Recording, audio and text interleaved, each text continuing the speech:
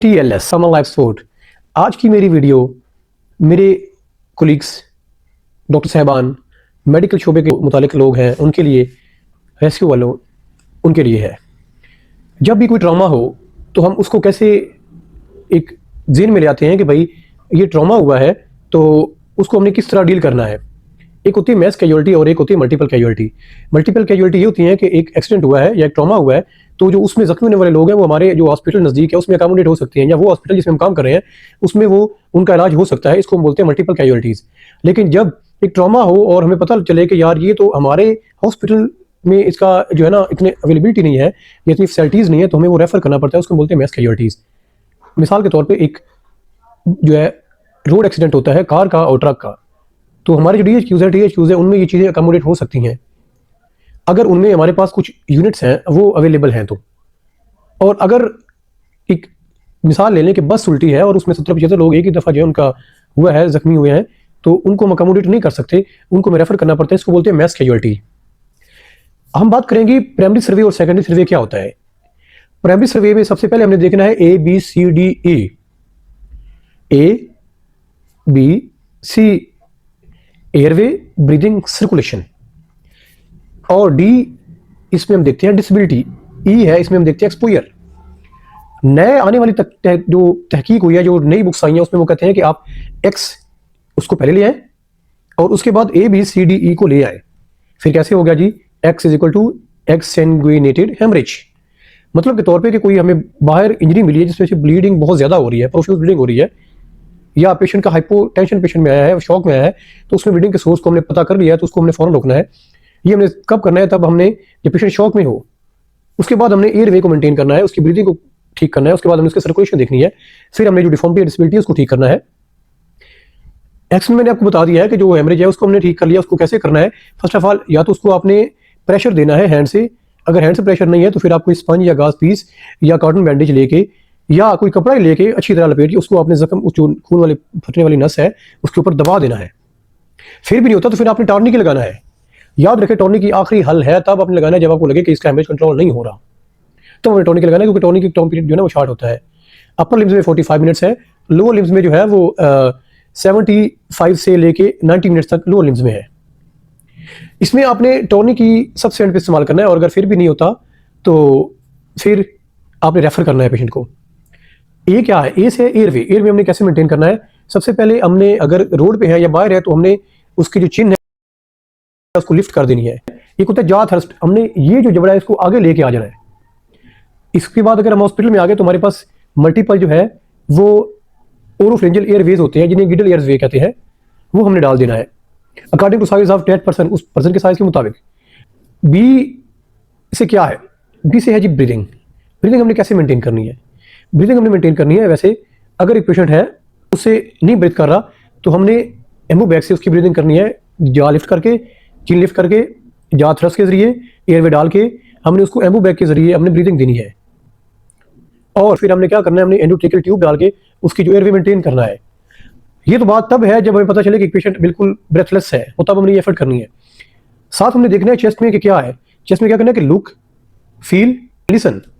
सबसे पहले देखिए उसकी चेस्ट मूवमेंट्स कैसी हैं, रेगुलर है या इरेगुलर है, और कोई सबकोस्टल रिसेशन तो नहीं है, मतलब जो चेस्ट के नीचे रिब्स हैं वो अंदर की तरफ तो नहीं धंस रही, या जो ये ट्रेकिया है ये कहीं डेविएटेड तो नहीं लग रहा, या यहाँ पे कोई खड्डे तो नहीं पड़ रहे। सोर्स फाइंड करना है कि उसकी ब्रेथ क्यों जो है वो अफेक्टेड है।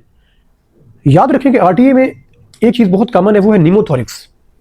वो हमने चेक करनी है। उसमें उसके लिए हमने या तो चेस्ट सुन लेनी है, दूसरा हमारे पास एक्सरे की फैसिलिटी होती है, हमने वो देख लेना है और डिटेक्ट करना है कि इसको आया न्यूमोथोरिक्स है, हीमोथोरिक्स है या प्लूरिफियन है। अगर वो है तो हमने उसके मुताबिक ट्रीटमेंट करनी है। न्यूमोथोरिक्स है तो हमने नीडल थोराकोस्टमी करनी है।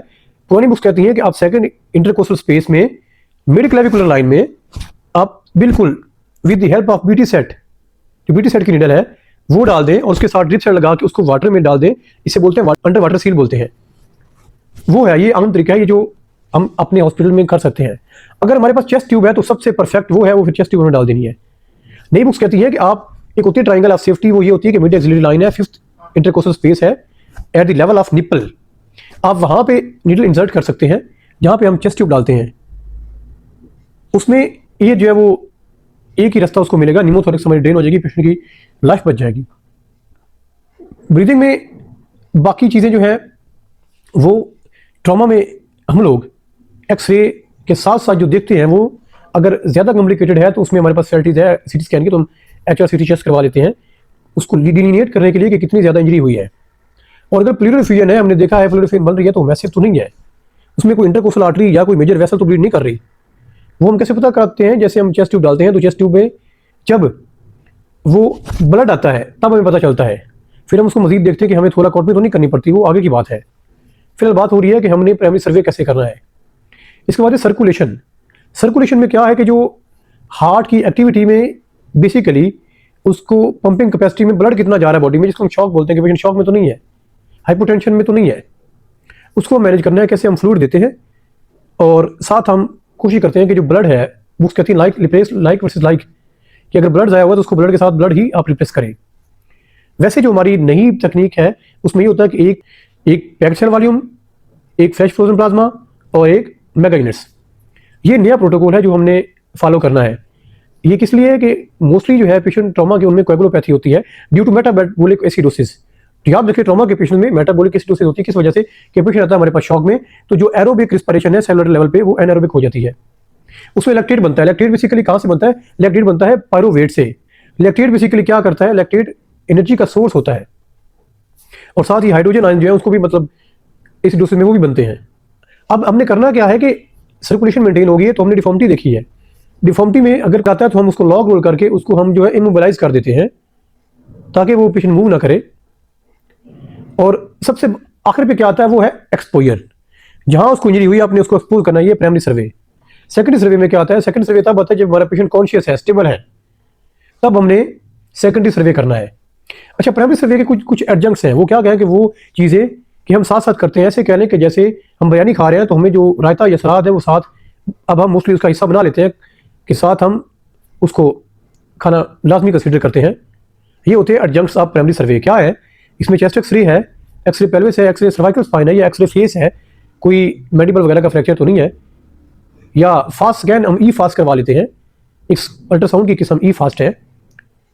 इसमें एक emergency focused assessment bye sonography इन ट्रॉमा पेशेंट्स, हम ई फास्ट करवा लेते हैं।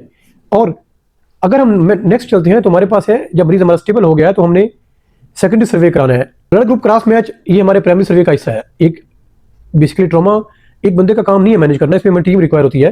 तो डिफरेंट टास्क जो है हम एक ही एज अ लीडर एक बनता है तो हम डिफरेंट टास्क एक एक बंदे को मुहैया करते हैं कि भाई आपने ये काम करना है। इसमें हम एक को ये कहते हैं कि आपने ब्लड ग्रुप क्रॉस मैच भी लेना है, वो भी लाजमी भेजना होता है, ट्रॉमा पेशेंट में बहुत जरूरी है। हमने सेकेंडरी सर्वे करना है, उसमें एम्पल आती है, AMPLE।